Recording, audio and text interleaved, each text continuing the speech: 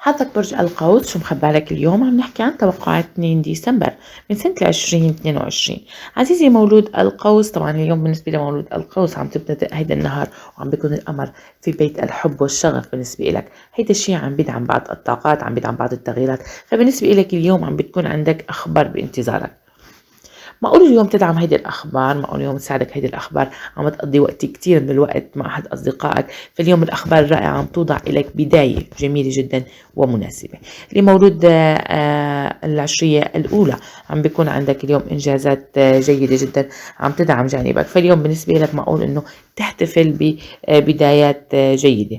عم بيكون عندك اليوم فرصة ليكون عندك نظرة مالية جديدة، لأن اليوم التغييرات المالية كمان عم بتكون ملائمة لك، فبتقدر تعتمد اليوم على بعض الجوانب المستقرة. هيدا وقت عم بتحافظ فيه على نشاطك، على حماسك، على صحتك، فبتقدر اليوم انك تغير نمط حياتك للأفضل. في بعض التوترات في حياتك وأسرتك عم بتكون توترات عابرة. مولود العشرية الأولى اليوم في خلافات، ممكن تكون هيدي الخلافات كجانب جيد، ممكن يعطيك أرضية مشتركة إذا قمت برحلة أو ممكن قمت بأي تغيير. مولود العشرية الثانية اليوم عندك وقت أطول، عم بيساعدك هذا الوقت ليكون عندك أخبار أو أحداث تخص ملكية.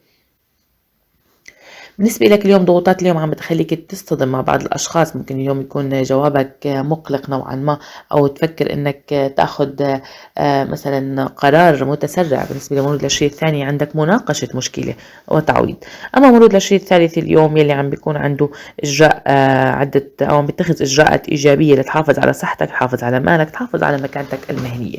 على الصعيد العاطفي اليوم عم بيكون عندك فرصة جيدة جدا لتاخد علاقتك لمسارها الصحيح. هيدا الوقت عم تتحدث عن أمور مسامحة، عن أمور يعني منتهية ما بينك وبين الشريك العاطفي. رقم حظك الرقم 22، ولون حظك اللون الأبيض. بتمنى لك يوم سعيد.